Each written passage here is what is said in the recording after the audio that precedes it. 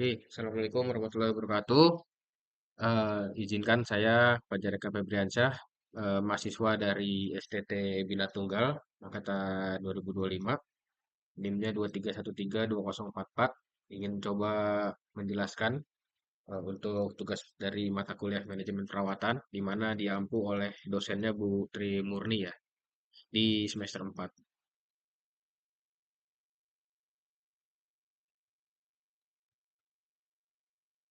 Oke, jadi materi ke-15, jadi saya menjelaskan tentang maintenance strategi.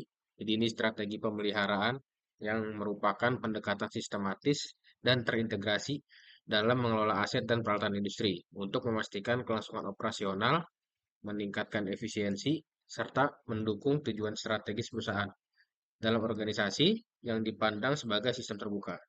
Pemeliharaan tidak hanya berperan dalam menjaga kondisi teknis peralatan, tetapi juga terlibat dalam proses manajerial, struktural, dan juga sosial organisasi.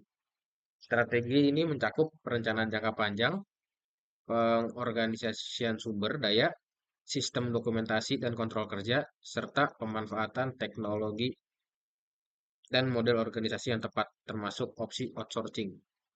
Tujuan akhirnya adalah mencapai efisiensi biaya, mengurangi downtime, dan menjamin keberlangsungan produksi dengan kualitas dan keamanan optimal.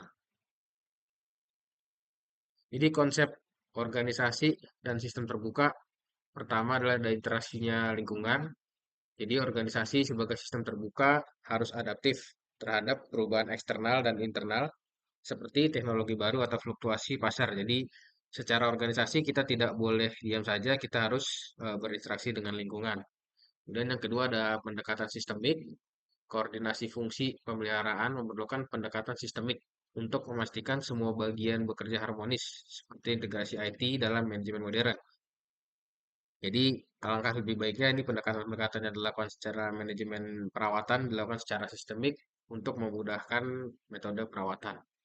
Terakhir adalah adaptasi berkelanjutan, yaitu pemeliharaan yang efektif, berarti mampu menyesuaikan diri dengan dinamika lingkungan bisnis dan teknologi yang terus berkembang. Artinya kita sebagai organisasi dan sistem yang terbuka ini harus terus beradaptasi untuk mengikuti perkembangan zaman. Kemudian ada juga sistem sosioteknis dalam organisasi industri. Pertama ada aspek teknis dan sosial, yaitu pemeliharaan modern melampaui aspek teknis juga melibatkan elemen sosial, seperti interaksi manusia dan proses kerja yang terstruktur. Kemudian juga ada budaya organisasi, yaitu efektivitas pemeliharaan sangat dipengaruhi oleh budaya organisasi yang mendorong kolaborasi dan inovasi. Jadi efektif atau tidaknya pemeliharaan ini sangat berpengaruh ya dengan budaya yang ada di organisasi. Jadi ketika suatu organisasi budayanya cepat, efektivitas pemeliharaan juga akan lebih cepat. Ketika budaya organisasinya lambat, ini efektivitas dari pemeliharaan juga lambat dan lama. Berikutnya ada fungsi strategis pemeliharaan. Jadi yang pertama adalah menjamin ketersediaan, yaitu pemeliharaan memastikan peralatan produksi selalu siap dan handal. Jadi kita harus menyiapkan peralatan-peralatan produksi kita selalu di kondisi yang optimal, sehingga ketika dibutuhkan dan ketika digunakan untuk berproduksi tidak terjadi breakdown atau downtime. Hal ini kenapa? Nah ini tercakup di fungsi strategis di nomor 2, yaitu mengurangi biaya. Jadi mengurangi waktu henti atau downtime yang kita sebut secara signifikan menghemat biaya operasional. Jadi intinya semakin sedikit downtime, maka biaya operasional semakin hemat. Semakin tinggi waktu downtime, maka biaya operasional juga semakin meningkat. Kemudian ada mendukung target, yaitu pemeliharaan yang efektif secara langsung mendukung pencapaian target produksi dan kualitas tinggi. Jadi target-target perusahaan ini bisa terkontrol dan bisa tercapai apabila fungsi pemeliharaan ini dapat berjalan dengan optimal. Yang keempat, ada peningkatan produktivitas. Jadi studi di industri otomotif Indonesia ini menunjukkan pemeliharaan preventif meningkatkan produktivitas hingga 38,8%. Jadi semakin bagus tingkat preventifnya, maka tingkat produktivitasnya juga akan semakin tinggi. Oke, lanjut di perencanaan strategis pemeliharaan. Jadi ada penentuan kebijakan. Ini pertama penentuan kebijakan. Jadi menetapkan kebijakan dan prioritas jangka panjang untuk operasi pemeliharaan. Jadi kita harus membuat suatu kebijakan, kemudian prioritas jangka panjang, target-target, kemudian bagaimana untuk mencapai target tersebut dalam jangka panjang. Kemudian juga kita harus melakukan analisis resiko, yaitu menganalisa potensi kegagalan yang dampaknya terhadap operasional. Jadi kita harus menyiapkan resiko, kemudian juga menyiapkan contingency plan atau tindakannya apabila resiko tersebut terjadi. Selanjutnya adalah prediksi kebutuhan, yaitu memanfaatkan data historis dan teknologi untuk memprediksi kebutuhan pemeliharaan.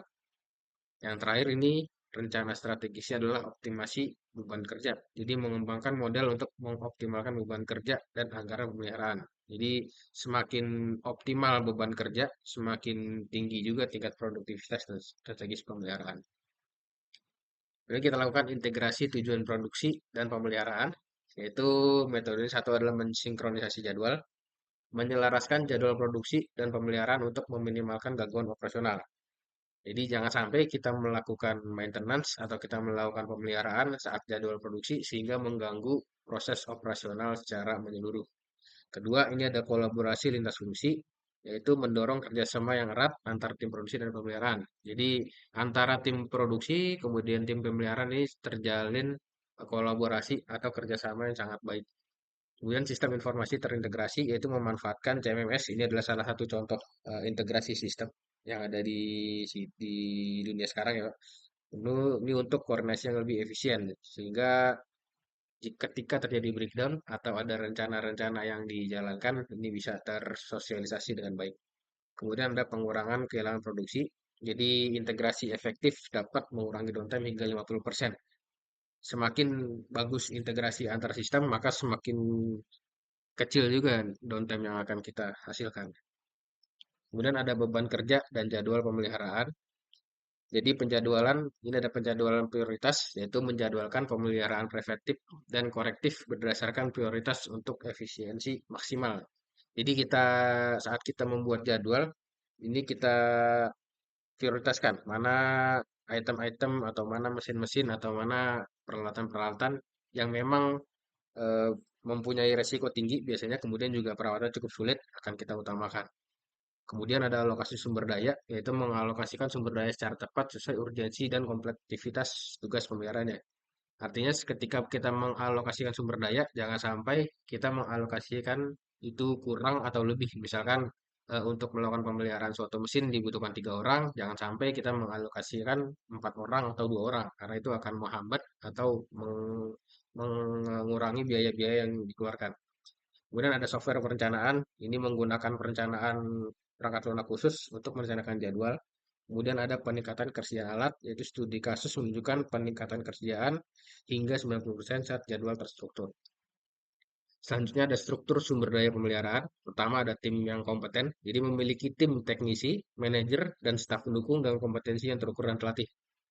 Kemudian berikutnya ada pelatihan berkelanjutan, mendorong pelatihan dan pengembangan keahlian secara terus-menerus untuk menjaga kapabilitas tim. Yang berikutnya ada pengelolaan inventaris, mengelola alat dan suku cadang secara optimal sebagai bagian integral dari sumber daya pemeliharaan. Berikutnya ada optimalisasi biaya, yaitu mengurangi biaya pemeliharaan melalui optimalisasi sumber daya manusia dan inventaris suku cadang. Kemudian berikutnya ada struktur administrasi pemeliharaan. Jadi pertama ada dokumentasi dan pelaporan, yaitu prosedur standar untuk dokumentasi dan pelaporan kegiatan pemeliharaan yang akurat. Artinya semua kegiatan pemeliharaan terkait dengan aktivitas, kemudian juga apa yang dihasilkan ini harus terdokumentasi dan dilaporkan secara baik.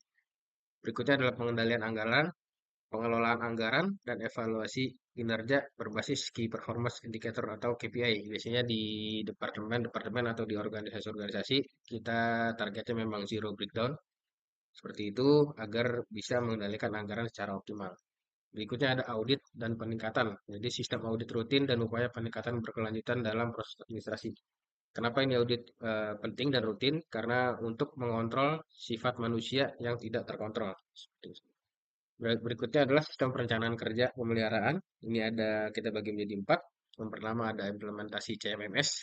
CMMS itu adalah Computerized Maintenance Management System. Jadi kita terapkan CMMS sebagai tulang punggung operasional untuk memudahkan, kemudian untuk lebih mempermudah si operator dan si planner dalam mengatur pemeliharaan. Berikutnya adalah alur kerja terstandarisasi, yaitu mengikuti alur kerja terstruktur, permintaan, penjadwalan, pelaksanaan, dan evaluasi. Biasanya ini saling terikat ya. Pertama diminta oleh si user, kemudian kita jadwalkan pemeliharaannya, setelah dijadwalkan dilaksanaan, kemudian terakhir adalah kita evaluasi apa-apa yang bisa kita improve dari hasil pemeliharaan sebelumnya.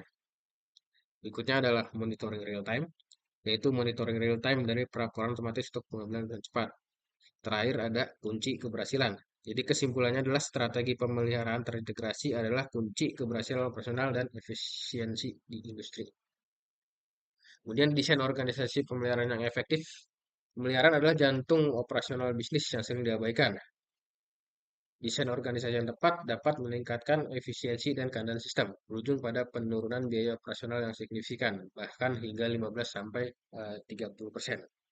Jadi pemeliharaan ini sebenarnya sangat penting bagi organisasi karena ketika suatu alat atau suatu mesin tidak dilakukan pemeliharaan, mereka akan breakdown di saat melakukan produksi itu akan menghilangkan biaya yang cukup lebih besar dibanding dengan biaya pemeliharaan. Kemudian ada sistem kontrol pemeliharaan. Jadi ada tiga. Jadi pertama ada work order atau WOS. Ini mencatat 100% pemerintahan kerja dan mengoptimalkan alokasi sumber-sumber daya untuk efisiensi maksimum. Kemudian ada KPI atau Key Performance Indicator. Biasanya ini targetnya ada MTBF, Mean Time Between Failure, biasanya rata-rata di 500 jam atau pakai MTTR, Mean Time to Repair, artinya di bawah 2 jam. Artinya MTBF adalah jarak antara kerusakan satu dengan kerusakan berikutnya ini dia di 500 jam. Kemudian ada di MTTR, artinya waktu yang dibutuhkan untuk melakukan repair. Ini biasanya target di bawah 2 jam. Jadi ketika targetnya 2 jam, tapi aktivitas repair 3 jam berarti sudah melebihi target. Berikutnya ada software CMMS atau EM. Biasanya ini sudah cukup banyak sekarang software-software yang ada. Jadi ada SAP, ada PM, ada Maximo, ada Infor. Ini semua sistem-sistem ini adalah sistem yang baru, yang terbarukan.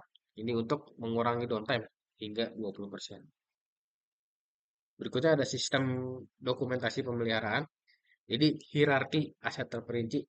Jadi pohon aset yang mencakup misalkan lebih dari 1.500 peralatan untuk pelacakan yang akurat dan pengelolaan yang efisien. Jadi kita buat list-list atau aset kita buat secara terperinci, kemudian kita buat juga histogramnya, kita buat addressingnya sehingga memudahkan alat-alat mana yang memang dibutuhkan perawatan, pemeliharaan kita dapat cukup cepat menemukannya. Kemudian ada riwayat pemeliharaan lengkap, yaitu catatan komprehensif dari semua perbaikan, penggantian dan inspeksi untuk analisis dan prediktif. Jadi masing-masing mesin atau masing-masing alat ini sebaiknya memiliki riwayat lengkap atau mungkin riwayat perbaikan, riwayat pergantian yang lengkap.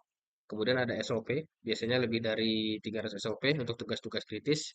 Kenapa ini SOP dibutuhkan? Karena untuk mengurangi kesalahan operasional hingga 40%.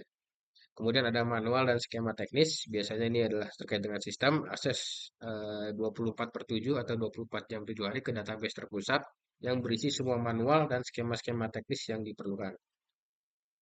Berikutnya adalah proses pemikiran strategis pemeliharaan. Jadi kita lihat di sini ada risk analysis. Jadi analisis krisis aset yaitu mengidentifikasi 20% aset yang berkontribusi pada 80% downtime. Jadi kita analisa dulu aset-aset mana atau alat-alat mana yang memang cukup mempengaruhi dari downtime yang kita alami selama ini. Kemudian ada RCA, biasanya root cause analysis. Kita analisis biasanya beberapa kegagalan kritis, kegagalan per tahun untuk mencegah kejadian berulang. Jadi kegagalan-kegagalan yang terjadi sebelumnya kita kumpulkan, kita analisa, kita lihat apa yang menyebabkan kegagalan tersebut, kemudian kita improve. Kemudian ada FMEA, Failure Mode Effect Analysis. Ini mitigasi resiko 80% kegagalan. Jadi kita analisa dulu, kita mitigasi dulu resiko-resikonya sebelum resiko tersebut terjadi, sehingga kita lebih mudah untuk melakukan penanganannya ketika resiko tersebut terjadi. Kemudian ada analisis biaya manfaat, yaitu evaluasi investasi pemeliharaan biasanya di atas 50 untuk memastikan ROI positif. Berikutnya adalah mengelola strategi pemeliharaan. Yang pertama adalah PM, ada Preventive Maintenance, jadwal inspeksi 100% aset kritis secara teratur untuk mencegah kegagalan. Kemudian ada predictive maintenance, sebelumnya ada preventif, kemudian ada prediktif. Jadi implementasi sensor canggih pada 70% mesin utama, mendeteksi 90% masalah lebih awal. Kemudian ada juga RCM, Reliability Centered Maintenance, yaitu fokus pada fungsi aset dan konsekuensi kegagalan untuk mengoptimalkan strategi. Kemudian yang terakhir ada TPM, Total Productive Maintenance, melibatkan operator dalam rutin untuk meningkatkan kepemilikan dan kinerja. Fleksibilitas dan desain organisasi. Jadi ini ada struktur adaptif, mampu merespon perubahan 30% dalam teknologi atau produksi untuk menjaga kelincahan bisnis. Kemudian ada tim lintas fungsi, yaitu memungkinkan pemecahan masalah kompleks secara holistik, menggabungkan keahlian beragam. Kemudian ada otonomi tim, memberikan wewenang kepada tim untuk 80% keputusan lapangan, meningkatkan responsivitas. Kemudian ada budaya pembelajaran, biasanya dilakukan sesi pemeliharaan atau pelatihan rutin 1 kali sebulan untuk semua staf. Jadi meningkatkan peningkatan berkelanjutan ini dirasakan oleh semua staf yang ada. Kemudian jenis struktur organisasi pemeliharaan, yang pertama ada sentralisasi, yaitu kendali ketat dari pusat. Artinya ada satu kantor pusat yang mengelola 5 pabrik, jadi sentralisasi adalah organisme pemeliharaan ditentukan oleh kantor pusat. Kemudian ada desentralisasi, ini kita bentuk tim-tim mandiri di setiap lokasi. Jadi misalkan ada 10 tim, grup A, grup B, grup C, dan sampai dengan grup E. Ini memiliki tim-tim sendiri, memiliki struktur-struktur sendiri untuk melakukan organisasi, sehingga lebih cepat. Dan ada juga matrix, yaitu kombinasi fungsional dan proyek. Kita bikin ini biasanya digunakan di proyek-proyek khusus. Kemudian ada hierarkis atau struktur komando tradisional. Biasanya terdiri dari 5 level manajerial. Atau biasanya paling singkat itu ada 3 level ya, dari operator, kemudian ada di foreman, kemudian ada di supervisor. Kemudian ada model struktur organisasi pemeliharaan. Jadi ada 4 model struktur organisasi pemeliharaan. Pertama adalah model fungsional, departemen mekanik, elektrik, dan instrumen yang terpisah untuk spesialisasi. Kemudian ada juga model berbasis area atau berbasis zonasi. Biasanya tim bertanggung jawab atas zonasi tertentu, misalkan yang ada di sebelah barat, sebelah timur, ini kita bagi menjadi zonasi. Kemudian ada model berbasis peralatan. Jadi ini kita bentuk timnya, tim spesialis-spesialis untuk peralatan tertentu. Misalkan satu tim untuk turbin, misalkan kalau untuk machining ada satu untuk bubut, satu untuk drill, kemudian ada satu untuk assembling, misalnya seperti itu. Kemudian ada model berbasis proses. Artinya tim fokus pada tahap proses produksi tertentu. Artinya ini kita bagi timnya per proses. Kemudian ada juga strategi namanya outsourcing strategis pemeliharaan. Jadi penilaian kompetensi inti ini menentukan 20% tugas yang harus dilakukan secara in-house. Penyedia layanan pihak ketiga ini adalah kontrak dengan penyedia spesialis, misalnya pemeliharaan lift atau pemeliharaan mesin atau pemeliharaan yang lainnya yang ada di organisasi kita. Kemudian juga ada SLA, Service Level Agreement. Ini kita ketika kita buat kontrak kerja dengan outsourcing, kita target 95% untuk ketersediaan dan kemampuan alat. Yang berikutnya adalah monitoring kinerja kontraktor. Artinya kita rapat, kita tinjau bulanan dan evaluasi untuk memastikan outsourcing ini berjalan dengan maksimal. Oke, kita lanjut ke materi 16, yaitu Total Productive Maintenance atau TPM. Nah, ini TPM adalah sebuah filosofi manajemen yang berfokus pada efektivitas peralatan secara maksimal dengan tujuan mencapai zero breakdown, zero defect, dan zero accident. TPM biasanya melibatkan seluruh level karyawan untuk meningkatkan produktivitas dan kualitas secara berkelanjutan. Apa itu TPM? TPM atau Total Productive Maintenance adalah filosofi dan praktik pemeliharaan menyeluruh yang berfokus pada maksimalisasi efektivitas fasilitas dan proses produksi. Fokus utamanya apa? Yaitu memaksimalkan efektivitas fasilitas dan proses produksi. Keterlibatan karyawan bagaimana?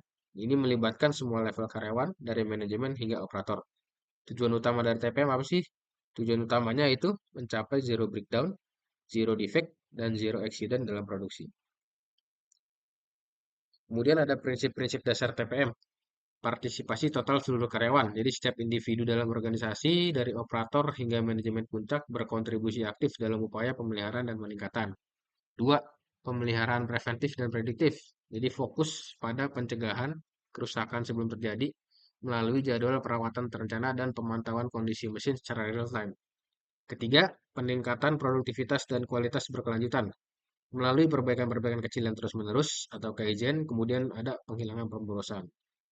Berikutnya adalah budaya kerja tim dan kepemilikan mesin oleh operator. Jadi operator kita berikan tanggung jawab dan pengetahuan untuk melakukan pemeliharaan dasar pada mesin-mesin yang mereka gunakan sendiri. Berikutnya adalah tujuan implementasi TPM. Yang pertama adalah meningkatkan overall equipment effectiveness atau OEE. Biasanya mencapai OEE minimal 90% dengan memaksimalkan ketersediaan kinerja dan kualitas mesin. Untuk di Indonesia sendiri biasanya target OEE masih di 85%, sedangkan di luar negeri kita sudah sampai di angka 90%. Untuk kemudian target berikutnya adalah mengurangi biaya produksi, menurunkan biaya produksi hingga 30% melalui pengurangan kerugian dan peningkatan efisiensi operasional. Kemudian yang ketiga adalah menghasilkan produk tanpa cacat, memastikan produk yang dihasilkan bebas dari cacat dan sesuai standar kualitas, kemudian juga bisa dikirim tepat waktu. Yang terakhir adalah menciptakan lingkungan kerja aman dan sehat. Itu mewujudkan tempat kerja yang bebas dari kecelakaan dan penyakit akibat kerja. Kemudian ada strategi pencapaian TPM. Nah, ini TPM mengadopsi berbagai strategi komprehensif untuk mencapai tujuannya. Kemudian ada juga jenis-jenis kerugian dalam TPM. Pertama yaitu kerugian akibat downtime. Jadi waktu mesin tidak beroperasi karena kerusakan atau setup. Semakin tinggi downtime yang dialami, maka akan semakin tinggi juga kerugian yang dirasakan oleh organisasi. Kemudian juga kerugian akibat kinerja buruk. Jadi mesin-mesin beroperasi di bawah kapasitas optimal atau mengalami hentian kecil. Jadi ketika seharusnya mesin itu berjalan 8 jam, tapi karena ada permasalahan atau kapasitasnya tidak optimal, hanya berjalan di angka 6 jam sehingga menimbulkan kerugian bagi organisasi. Kerugian yang ketiga adalah kerugian akibat kualitas buruk. Jadi karena mesin-mesin tersebut tidak dirawat, ini bisa membuat produk cacat, kemudian ada produk rework, kemudian juga yield loss.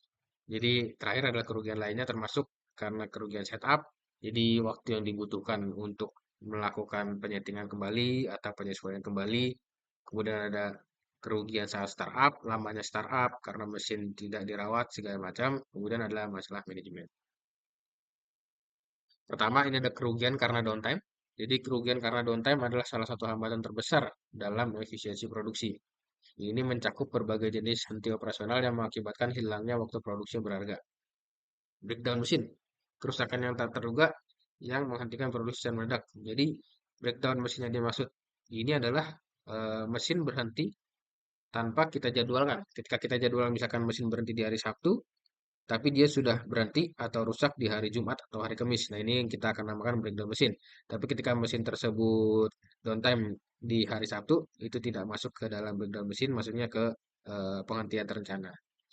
Berikutnya ada setup dan penyesuaian. Jadi downtime akibat setup dan penyesuaian, waktu yang dibutuhkan untuk mengubah pengaturan mesin dan memulai produksi baru. Artinya ketika kita memproduksi produk A, kemudian kita setup ganti ke produk B, ini karena mesinnya eh, tidak dipelihara dengan baik, tidak dirawat dengan baik, sehingga untuk melakukan pengaturan ini cukup sulit, sehingga membutuhkan waktu yang lama, sehingga menimbulkan kerugian. Terakhir ada schedule downtime. Nah, ini adalah henti operasi terencana untuk perawatan rutin atau inspeksi. Berikutnya adalah kerugian karena kinerja buruk.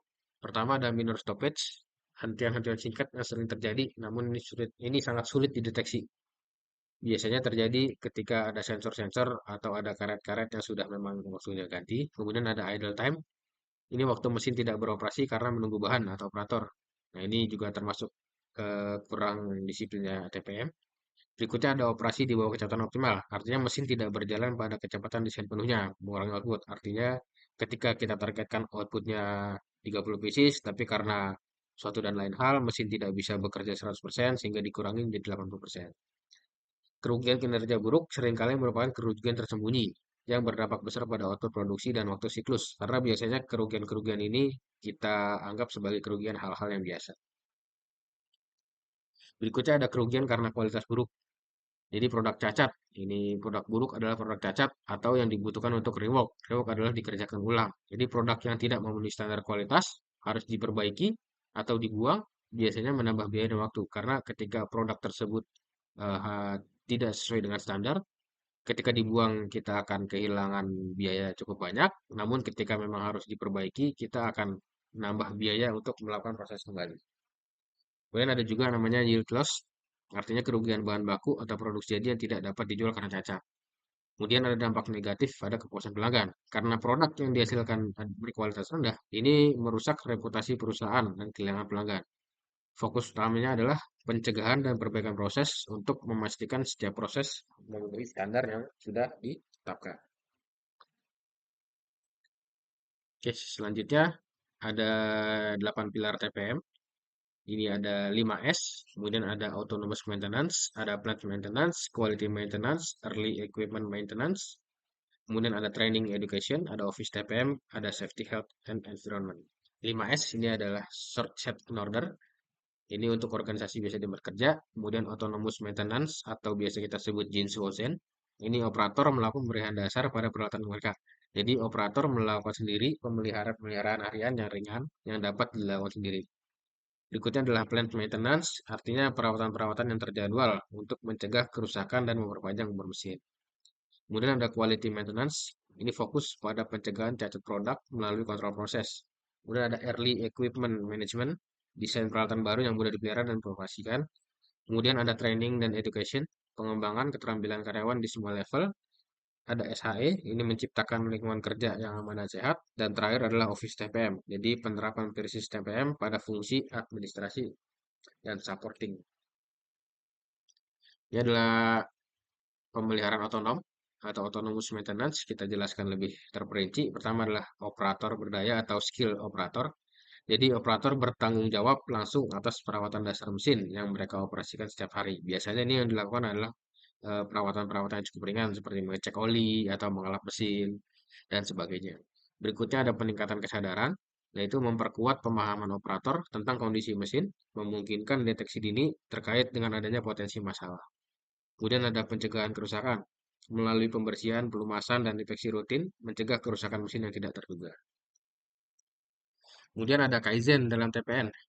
Kaizen atau perbaikan berkelanjutan adalah pilar utama TPM. Melalui inisiatif tim-tim kecil, kami mengidentifikasi dan menghilangkan pemborosan serta kerugian di seluruh proses operasional. Biasanya ini mengurangi waktu setup mesin hingga 30%, kemudian ada juga peningkatan efisiensi lini produksi sebesar 15%. Terakhir adalah optimalisasi alur kerja untuk mengurangi limbah material. Kemudian yang selanjutnya adalah plant maintenance atau pemeliharaan terencana. Pemeliharaan terencana adalah kunci untuk mengurangi downtime dan mencegah kerusakan mendadak. Dengan jadwal perawatan preventif dan prediktif, kami telah berhasil menurunkan presentasi kerusakan mesin secara signifikan. Jadi kita lihat di garis besar, kita telah menerapkan maintenance dari 2020 hingga 2023. Kita lihat grafik breakdown-nya semakin lama semakin membaik. Sehingga kita targetkan di tahun-tahun berikutnya menyentuh angka 0. Kemudian ada quality maintenance atau pemeliharaan kualitas.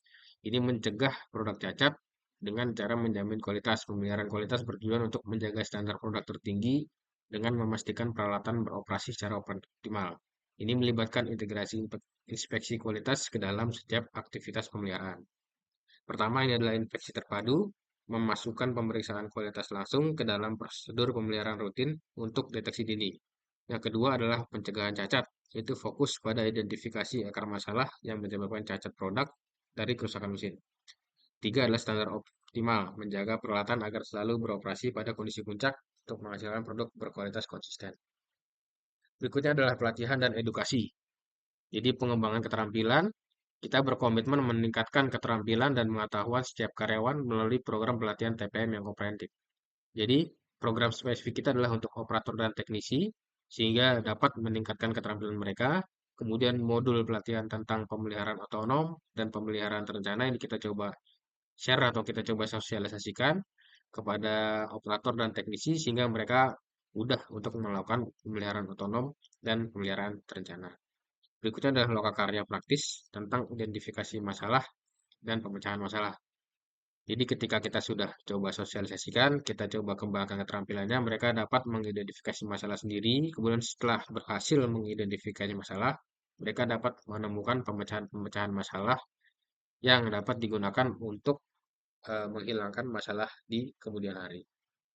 Kemudian ada Office TPM atau TPM pada area kantor atau area administrasi.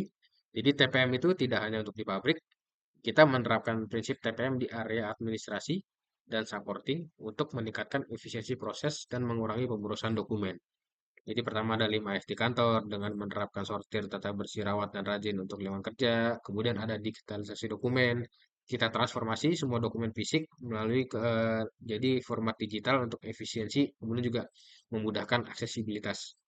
Ketiga ada optimalisasi proses. Jadi analisis untuk perbaikan alur kerja, administrasi untuk menghilangkan langkah yang tidak perlu. Berikutnya ada keselamatan kesehatan lingkungan kerja. Jadi TPM secara inheren mendukung penciptaan lingkungan kerja yang aman dan sehat, sekaligus meminimalkan dampak negatif terhadap lingkungan.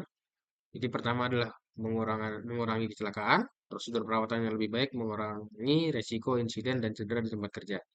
Kepatuhan regulasi, jadi memastikan semua operasi memenuhi standar K3 dan lingkungan yang berlaku. Yang ketiga adalah praktik ramah lingkungan, mengintegrasikan praktik berkelanjutan dalam pemeliharaan untuk mengurangi limbah dan konsumsi energi. Keuntungan TPM, ini meningkatkan produktivitas, biasanya 1,5 sampai 2 kali efisiensi produktivitas sebelumnya. Efisiensi operasional meningkat secara signifikan. Kemudian adalah 20% pengurangan biaya perawatan, kemudian 30% pengurangan inventaris. Jadi kita optimalisasi stok suku cadang yang ada sehingga dapat mengurangi biaya-biaya inventaris. Selain metrik kuantitatif, TPM juga menciptakan lingkungan kerja yang lebih bersih, lebih aman, dan lebih terorganisir, meningkatkan moral dan kepuasan karyawan.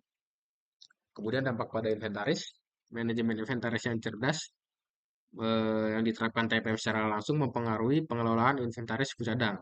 Dengan perawatan terencana, kebutuhan akan stok berlebih berkurang drastis. Jadi pengurangan biaya penyimpanan hingga sekitar 25%, kemudian optimalisasi proses pengadaan suku cadang, kemudian meminimalkan pemborosan material dan suku cadang yang kadaluarsa. Oke, kira-kira seperti itu dari saya, Fajar Eka Febriansyah. Terima kasih kepada Ibu Murti sebagai dosen pengampu dari mata kuliah manajemen perawatan. Assalamualaikum warahmatullahi wabarakatuh.